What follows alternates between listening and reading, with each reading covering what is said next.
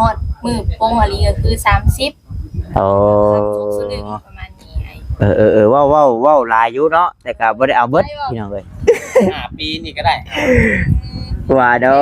กเอ้ยคือใจใหญ่แท้อ้ายบ่ได้เด้อ้ายลอยมาหาตลอดที่เขาไปมาอยู่ ไป เนาะ ล่ะอย่า ตอน ไป นี้จะไปให้ทุกดิเอ้ยอย่าไปรถดิอย่าไปบ่ นี่เราก็กำลังรถใหญ่มาสิไปทำไมบ่เราสิส่งทางมาส่งจะไว้สมีล่ะ โอ้อย่ามองให้เด้อ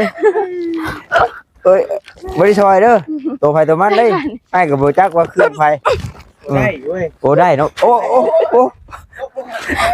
ไปได้บ่ได้เนาะ บ๊ายบายจุบลาพร้อมแล้วโอ้ยหนักอะไรยาย เอานักกับไผเฮ็ด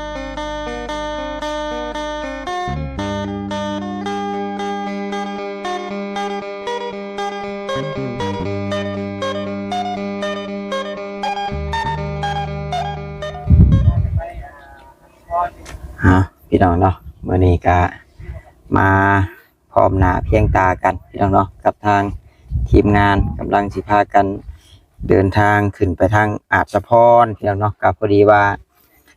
มาแวะน้องน้อยก่อนขึ้นไปว่าซั่นเนาะมันก็ยังเว้นอยู่พี่น้องเอ้ยเพราะว่าทางทีมงานเนาะหรือว่าทางเขาบ่แซนก็บ่ได้แวะน้องเพิ่นโดนตับแล้วพี่น้องเอ้ยแวะหาน้องเพิ่นก่อนจะขึ้นไปว่าซั่นจังใดก็ขอกราบทักทายสบายดีเด้อพี่น้องเด้อ FC กันเบิดสุขคนพี่น้องเอ้ยบ่ว่าอยู่ทางฝั่งลาวฝั่งไทยหรือว่าทางต่างประเทศนํเนาะการยินดีต้อนรับเข้าสู่ช่องของพอตาบ้านเฮาคือเก่าพี่น้องเอ้ยวันนี้ก็เป้าหมายหลักๆก็สิขึ้นไปหาในตู้น้องบุญตาหรือว่าป้าเนาะบ่ตาบ่ผิดครับป้าของน้องบุญตาก็มีจังได๋ก็มีผู้รักผู้ใหญ่ทางเบาจิตและก็ทางเบาหวดพี่น้องเนาะแน่พี่น้องเอ้ยอาจจะมีข่าวดีแหละพี่น้องเนาะถ้าเราลุ้นเราชมเบิ่งว่าเรื่องหยังเป็นเรื่องเฮือนเรื่องซ่านบ่หรือจังใดแต่ว่าบ่ต้าฮู้แหละพี่น้องเนาะว่ามันเป็นอีหยังพี่น้องเอ้ยแต่ว่าให้ FC ลุ้นมันก่อนบ่ยาวบ่โอ้โทรถามขึ้นมานี่แหละเบิ่งนี่เบิ่งฉันพี่น้องเนาะพี่นี่ทางไอ้ยาวโทรมาไปใช้มื้อนี้ว่าซั่นมาหาน้องน้อยคือเก่าแล้วมีเรียกหยังอยู่บ่เพิ่นว่าโอ้ยบ่มีแล้วว่ามีแต่น้องน้อยเพิ่นสิไปไทยแล้วเก็บกระเป๋าบักจอยเป๋าใหญ่นึงว่าบ่ได้โยกได้พี่น้องเนาะพูดเป๋าจอยทะเลินอยู่เนาะไปไทยปะอีหลีบ่เนาะว่าได้ก็จังได๋ก็ขอกราบทักทายสบายดีอีกเทื่อนึงพี่น้องเนาะไปเดี๋ยวเข้าไปถามหยอกกันน้องบิวเพิ่นก่อนมื้อนั้นเพิ่นบ่ได้มาทางน้องน้อยก็ยังถ่ายคลิปอยู่เพิ่นเนาะพอดีละเว้าหยอกกันเจ้าสาวใหม่เพิ่นก่อนว่า จังได๋เป็นได้กินน้ำเป๊ปซี่น้ำอยู่บ่เป๊ปซี่บ่เลยสบายดีนั่งทางใดทางใดก็ได้ทางใดก็ได้ทางใดก็ได้ยังไม่ได้เบิ่งคลิปซ้ำก่อนนี่ยังไม่ได้เบิ่งคลิปเบิ่งยาวๆคลิปกะเห็นน้องน้อยว่าเบิ่งว่าได้ป้าบ่เท่าไหร่ว่านี่คือว่า40บ่แต่สิหาเจ้าโตก่อนเท่าไรเว้าเบิ่งดูค่าดองแม่นค่าดองโอ้เด้อถ้าว่าตามที่เว้ากันกับผู้ใหญ่เนาะคือปกติก็คือ70ล้านเนาะโดย70ล้านคำ2บาทยังก็หมูแล้วก็งัวหมูจักโตหมูตัวเดียวหมูตัวนึงโดยงัวตัวนึงโดยแต่บัดนี้เพิ่นต่อขึ้นบัดนี้เป็น50คำประมาณบาท1บ่อยู่ประมาณแล้วก็หมูกับงัวก็คือเก่าแต่ว่าถ้าฮอดมื้อโป้งอลีก็คือ30สลึงประมาณนี้ว้าวหลายอยู่เนาะแต่ก็บ่ได้เอาเบิดพี่น้องเอ้ยโดยโปงแต่30ล้านโดยจาก50ล้านได้ทางไว้20ล้านก็พอดีพองามพี่น้องเนาะพองามบ่คู่มือนี่ก็ประมาณนี้แหละ ประมาณ50 45คือว่าตาเว้าเนี่ยพี่น้องเนาะ โดย ถ้าว่าเคยบ้านเดียวพี่น้องเนาะส่วนหลายก็สิประมาณ35นี่เจ้าคนละบ้าน โดยคนละบ้านนี่ไงห่างกันก็เกือบ10กิโลผู้ห่าง จำพอพัดชัยดีว่าอู้เอามาอยู่นำได้เฮาเผื่อเที่ยวไปหับมาถ่ายคลิปรถนี่ครับเพิ่นว่าเนาะ เที่ยวไปหับมาตอน อ่า หับตอนเช้ามาส่งตะแรงกับบึดหลายอยู่นะทางไปกับบ่แม่นว่าใกล้ๆอีกทางไปทางมาก็ แต่ว่าบ้านบางเด้อบ้านน้องเบลเพิ่นนี่มันเชิงกันบอกกับศูนย์อิซูซุ ขึ้นไปอีกไง โอ้เลยไปอีก แม่นฝากป่าซักติดกับโรงงานมันเฮือนเฮาเข้มทางเลยเฮา โอ้อันใกล้กับอันบอนเพิ่นทับชื่อมันนะ แม่นหันคานิดหน้อยนั่นแหละเฮือนเฮา เอ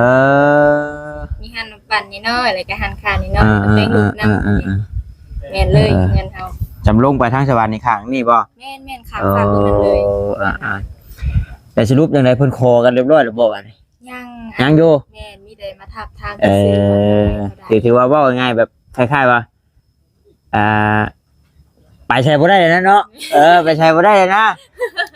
ถึงมัดได้แล้วแหละถึงมัดแล้ว มัดแล้ว ไปใช้บ่ได้แล้วฉัน กินนักอยู่ทางไหนกัน คิดนะเกาหัวงอกอยู่อย่า ทำปิดว่าสิมาฝากชู้หั่นน่ะแต่ก็บ่ฮู้ว่ามันสิทันบ่สิเข้าพรรษาแล้วเป็นเดือนหน้าเดือนหื้อนี่บ่ ถ้าเดือน7นี่ก็เรียบร้อยแล้วนี่ ก็ยันบ่ทันหั่นนะฟังเบิ่งประมาณท้ายปีบ่หรือว่าต้นปีมันก็อาจจะแต่งเลยถ้าว่าหาเงินทันประมาณนี้ บ่มันจังบ่ได้แบบหลายเทื่อหลายที่เนาะคือกันกับทั้งตอนบาตาสามีก็ย้อนแบบบ่อยากจัดงานหลายเทื่อนี่แหละเอาถ้าว่าเฮาเฮ็ดงานสู่ขอมันก็ต้องมีการโน่นนี่นะอีกคือเก่า มีการกินดื่มอยู่แล้ว แม่นก็เลย ค่าใช้จ่ายอีกส่วนหนึงอีก ก็เลยเว้ากันแล้วก็มาขอกันไว้ก็อ้ายก็บ่ได้มาอยู่นำใดขอไว้ชื่อแต่งได้อ้ายจังได้มาอยู่นำใด แบบนั้นก็ว่าเช็ดแบบนั้นแล้วว่าคอไว้แล้วก็ได้เงินแล้วก็จึงแต่งประมาณนี้มีเงินมีความก็จึงแต่งคนเดียวแต่ก็ต้องเบิ่งว่าสิเนี่ยได้ต่อ แต่ว่าขึ้นอยู่ว่าทางนั้นสิอดได้บ่ทางนั้นประชาชนอดได้บ่ขอไว้แล้วให้มาอยู่นำ ขอได้บ่มาอยู่น้ เราตาเราก็คอไว้ดิ ขอไว้อ้ายก็บ่ได้มาอยู่นำอ้ายจนแต่งผู้อ้ายก็ ำเดือน โอ้เดือนปลายผมเออ เดือนปลาย เออ ธรรมดาเอาจะสองจะปีนี่ก็ได้ เดี๋ยวว่าบ่ ใจบ่ 5 ปีนี่ก็ได้ ว่าดอกเอ้ยคือใจใหญ่แท้อ้ายบ่ได้เด้อ้ายลอยมาหาตลอดเห็นว่าไปมาอยู่นำก็ได้ เอาก็บ่ได้อยู่น้ำมันก็ลอยไป แต่ว่ามาให้อยู่ก็ได้เนาะ บ่อยู่ก็บ่อยู่แล้ว ทีหลังมาหาบ่เออ ก็ใครอยู่พี่น้องเนาะถ้าว่าเฮาได้เว้าได้หยังกันแล้วก็ต่างคนต่างช่วยกันหาเงินนั่นแหละบัดนี้เฮาฮู้เด้เอาฮู้จุดฮู้เป้าหมายมันได้ เก็บหอมแล้วบาดน้ำมันก็สิได้ มีเท่าไหร่แล้วเจ้าเอ้ย ฮะ มีเท่าไหร่แล้ว เงินนี่บ่ ไปแต่จุ๊บเขาแล้วบ่ โอ้ยังบ่ครึ่ง บ่เครื่องอยู่ มีก็คือว้าวอะไรมีก็มันเก็บไว้ใช้นะ จ่ายเป็นมื้อแล้วคือเฮ็ดนี่แหละนี่ เฮาสิไปหมู่หันก็เบิดเนาะ แม่น่าเสียไปอันให้คัดสู้เรามี5ล้านไปให้เพิ่นเบิด5ล้าน รถใช้น้ำมันรถเฮาได้ซะสู้แล้วรถตีนหัวได้ซะ บ่อันคือสมมุติว่าตอนเฮาไปขอนี่เพิ่นให้ปลงเบิด30ล้านแล้วบ่หรือว่าแบบใด เป็นแต่ เอาอันบัดตอนไปขอนะ ตอนไปขอ เพราะว่ายังบ่ได้ขอที่เพิ่นไปถามกันคือที่ โอ้อันน่ะปงประมาณ15ล้านประมาณ อยากให้แม่กับพ่อเพิ่นน่ะอยากให้ปลูก15ล้าน ประมาณหลัก10ไว้รุ่นหลัก10ประมาณ ว่าไงอันนี้คือมื้อสมมุติว่าไปขอเนาะมื้อนั้นน่ะเพิ่นไปตู้เพิ่นไปผู้ใหญ่ฮอดกันชื่อถามถาม วันนี้มันบ่ได้ปลูกเพื่อจะ15ล้านนะสมมุติว่าเพื่อหยังค่าน่ะเด้คัน คันคอ บ่เลย เงินคันคอ เงินคันคออีก เอา แล้วก็หมูอีก แต่ว่า เด็กมาหน่อย ๆ ก็สิตกอยู่หม้องเช้าเพื่อรักษาเพื่อนั่นเพื่อนี่นะ เอาบ่ง่ายพี่น้องเนาะถ้าว่าแบบให้มันเจ็บใจอุ่นใจเนี่ยรักเช้าปลายๆซะเพื่อเครื่องดื่มนู่นนี่นั่นหมู่หาหมู่มาต้องมีเด้ ต้องมีและ กันนั่นแหละก็จังว่าพักไปก่อนแบบเพราะนี่มันก็สิเข้าพรรษาเลยเด้ ได้อีกเดือนเดียวได้นี่ นั่นแหละบ่ทันอยู่แล้วก็เรียกว่ารวมกันว่าทางเบิ่งออกพรรษาบัดนี้ออกพรรษาสมมุติว่าหาเงินหาคำได้น จังหวะกันแต่ว่านัดมื้อนัดยามกันอีกเทื่อนึงส่วนว่าเฮาหาเงินได้เนาะได้พอตามเป้าหมายแม่นพอตามเอาก็ซ้ำค่าดองเพิ่นน่ะได้30ล้านคำ2สลึงคำ2สลึงก็มันตีไปเท่าไหร่เกือบ 30,000 40,00040,000บัดนี้เงิน30ล้านก็50,000ปลายพุ่นบ่งัวอีกหลักแสนพุ่นนะเนาะหลักแสนปลายคันรวมงัวแล้วก็หมูมีงัวเด้งัวก็แม่นอีกบ้านเฮามีหมูนำหมูเพิ่นเอิ้นหมูผักสู้หมูขึ้นหิ่งนั่นพ่องัวเป็นงัวตายอีกมันคือว่าแล้วมันก็ใช้หลายอยู่ดอกพี่น้องคุมื้อนี้เงินเนาะใช้หลายข้าวของยังก็แพงเบียร์บาร์จังก็แพงพี่น้องเอ้ยจักล้างคือได้เลยเนาะเบียร์ก็โอ้ยบ่แม่นล้าง300,000พูดแหน่300,000ปลายบ่2เบิ่งจำช่วงสงกรานต์น่ะสิฮอดอยู่300,000เดี๋ยวนี้ประมาณ2,900 2,800ประมาณนี้แหละ10,000ก็300,000ได้300,000ได้เผื่อไว้300,000ซั่นล่างเป็นหน่อยนี่เพิ่นว่าเพิ่นสิให้หาอะไรอย่างเงี้ยหาล่างแต่ว่ามีการไว้เด้คันว่าบ่ให้นี่ห่วยบ่ได้เนาะบ่ได้คิดจำเนาะจับคอแล้วจักแลเรากับพ่อลาวเนาะเราก็จักกันได้สิไปปัวพญาเราอยู่ติจักไผสิไปก่อนไปเนาะจักละสิปัวลาวจักละสิซอยหมู่จนอายุเอาอยู่กันพี่น้องเว้ยเนาะบ่ตาบ่ช่วยหลายเอาอยู่อีช่วยเราอยู่โป้ไว้เราอยู่โป้เมาบัดนึงว่ะเมาทิพจะแพ็คนึงกับเก่าแม่นพี่น้องจังได๋ก็แล้วแต่สู้ไปนำกันแล้วบัดนี้ฮู้เด้ว่ามันไปใช้บ่ได้เด้บัดนี้ไปใช้บ่ได้เด้จังได๋ก็สู้อดออมมากันบัดนี้เนาะแม่มื้อนี้ก็หอมเกลือมึงกินเงินคำกับแก้วก็คือฮู้แล้วบัดนี้เฮาไปใช้ชีวิตนำกันเด้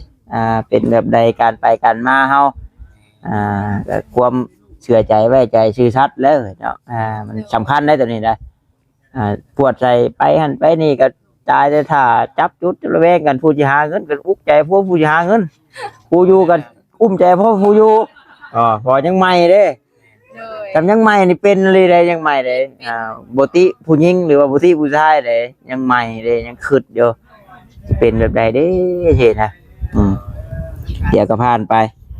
อย่างนั้นเดี๋ยวไปหาน้องน้อยเพิ่นกันคือฮุบเครื่องฮึบของมาแล้วผู้ไปทำงานป้าอีหลีแล้วจักว่าเนาะแม่นไปกรุงเทพจักเนาะไป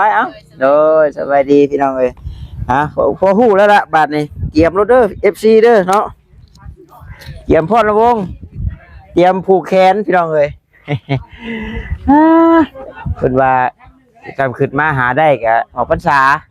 จังสิว่ากันอีกเทื่อนึงแต่ว่ายังบ่ทั่วบ่ทันแต่แม่นขอไปก่อนพี่น้องเนาะไปเดี๋ยวเข้าไป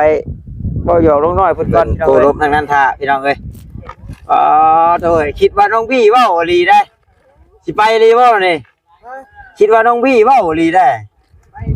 โอ้ยสวัสดีเด้อเนาะสิไปอยู่นำไผไปอยู่นำเอื้อยบ่ไปแล้วอยู่เลยว่าสิไปอยู่นำน้องมูบ่น้องมูน้องมูใช่น้องมูจะบอกเรามาเด้อวัน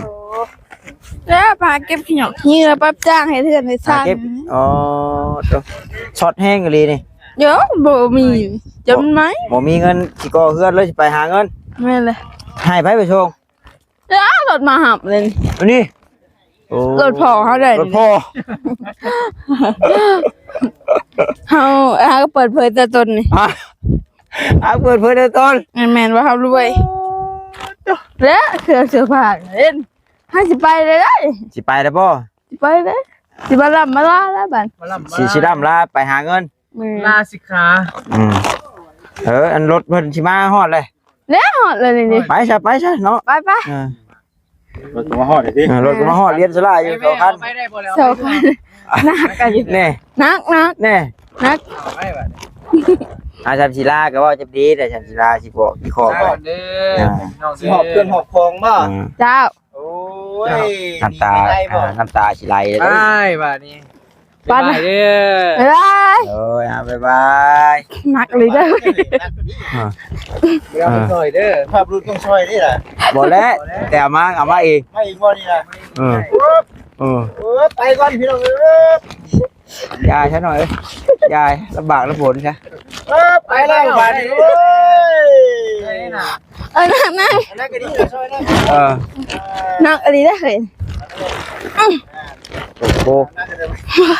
เพิ่นยังว่าบ่ให้เฮ็ดอยู่มุ่นลูกกันชีเฮียเนาะอย่าไปเอาอย่าไปล่ะอย่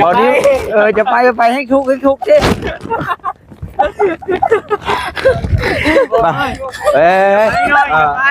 จะไปรถดิจะไปบ่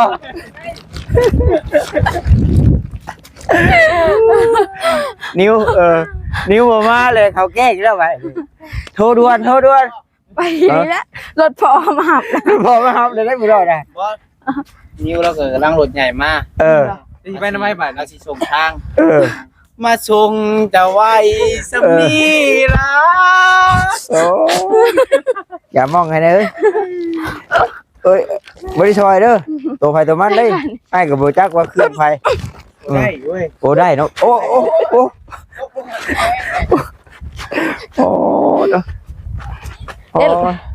ขับกันดิโอ้ไปแล้วชูโอ้รถพอเพิ่นว่าโอ้จักใหญ่หนาไปด้วยนะเนาะไอ้ดีบ่เลยพอแล้วเครื่องไปหน่อยนะยังไม่จักครับเกิดเจ้าเครื่องเขาเจ้าแต่พายไปยังชาน่ะช่างเฮ็ดแท้วันนี้เครื่องเขาเจ้ากับพายไปแล้วก็แจ้งรถพอพ่อจะขอทำหาดิใครเอาเฮ็ดเฮ็ดไปได้บาทเนาะบ๊ายบายจุบลาพร้อมละโอ้ยนักอะไรย้อยเอานักกับไผเฮ็ดโอ้ยเอาไว้ชี้แห้งหายอยู่มาเฮ็ดนักนักเลยมันเป็นเครื่องยังไงบอกง่ายกว่าส่งซื้อกระจำมาแจกกระเจ้ามาแจกให้เจ้าพร้อมบ่เจ้า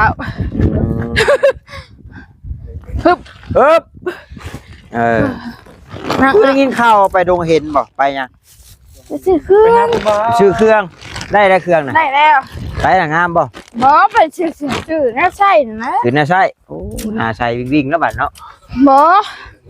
โดยน่าใช่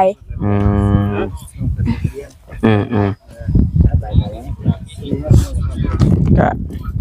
คือว่าและผู้สาวเนาะใช่ธรรมดาโดยวัดเท่าไรล่ะมันโตบ่าวเขาใช้ตอนนั้นดิแข่งขับเลยเห็นได้เนาะเขามีเวียกชื่อเวียกใช้เงินโดยอันน้องตามสบายกันก็ไปละพอดีมาเวะน้องน้อยก่อนว่ะยัน FC เพิ่นคิดฮอดได้เพิ่นยังว่า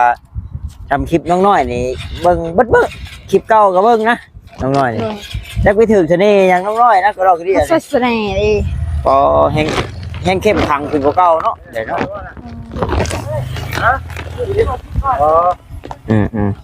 เลยเกิบงามโอ้อยากได้บ่อยากได้อยู่มากได้บ่ฮะได้ไปเบิดดินั่งก็ดีเพราะแล้วกับมันเป็นของเจ้าแล้วบ่บัดเนี่ยบ่ไปแจกอยู่หาบ่เอาโอ้ไผเอามาพัดไส้โอ้บ่าวใช้มาแล้วเจ้าบ่าวไปแจกต่อแจกบนตลาดเศรษฐีเด้ตลาดเศรษฐีเด้เอาอยู่ใช้ตลาดเศรษฐีทางเข้าบ้านเฮาเอาชื่อตลาดเศรษฐีบ่นางแคมทางอะไรเอาเป็นอะไรคือว่าตลาดเศรษฐีถ้าขับพัดไส้เฮาก็นำกระเจ้าตลาดเศรษฐีช่างว่าเอ้ยเนาะช่างไปมาตั้งชื่อให้ตลาดเศรษฐีบัดน้องปัดไส้ตั้งให้ติเพราะยันว่าแบบเสื้อผ้านะเพ่เจ้าหลีจะมาคือว่าเห็นว่ากันถ่ายคลิปเซลอยู่ก็เลยถามว่าเฮ็ดหยอกชื่อโอ้เป็นหยอกเนาะตัวกันเนาะบ่หยอกก็บ่ได้หัวแล้วได้มาใช่เบิ่งฮะไม่ใช่เบิ่งโอ้นะเบิ่งนะเบิ่งหาบ่เบิ่งด้วยฮะโอ้โทไผให้มันเอ้ยมันเองแม่นเลยโอ้ชื่อเองว่าเสียงหนูผู้ซื้อให้เนาะ เดี๋ยวเบานิ้วมาอ้ายให้เราเป็นคนโชคให้ งามอยู่ปะ งามมาแล้วเนาะงามเบิดนั่นแหล้วน้อยใช่หยังก็งามเบิดนั่นแหละ แล้วเนาะตรงนี้ไปทางพุ่นบ่ทางบ้าน คำบ่ บุเรของปลอม ของปลอม ตัวละ30,000 30,000บ่เบิ่ง มาทางนี้ เขาอ่านมายังนี่ B A A เอ้ย B ที่ A แปลว่า ไม่รู้ อ่ะ อ้ายก็บ่จักน้องน้อยได้แหวนมั่นพี่น้องเนาะพังเพชร15กะรัตพังเพชรพังพลอย 30,000 30,000 ไปเรื่อย เป็นเงินไทยเท่าไหร่30,000 30,000เหรอ นั่นแหละ สิประมาณ20 บาทนี่ก็ประมาณ 10,000ก็ประมาณ30-40 บาทนี่แหละประมาณนี้แหละเนาะ30-40 บาทนี่แหละ เห็นหมูใส่เลยอยากใช่วะ บ่ก็สิเป็นหยังแต่ว่าคันใช้นิ้วนางเลยเขาเจ้าว่ามันเด้แว่นมันเด้ต้องใช้นิ้วกลางบ่นิ้วชี้บ่ก็มันใส่บ่ได้มันใหญ่พดเอาตัวบ่ชื่ออันวงนั่นเนาะก็บ่เป็นหยังมันความสบายใจเนาะอยากใช้ก็สิเป็นหยังเนาะซื้อใช้อีก แม่น งามสุดก็ใช้ตัวนั้นน่ะเว้ย แต่มือแลบ่งาม มันก็แดกยามันแหละไปจ้ะเดี๋ยวอ้ายไปป้าก่อนย่านน้องๆเพิ่นถ่าทางนั้นเนาะย่านเพิ่นถ่าเพิ่นหยังนี่แหละจังไดก็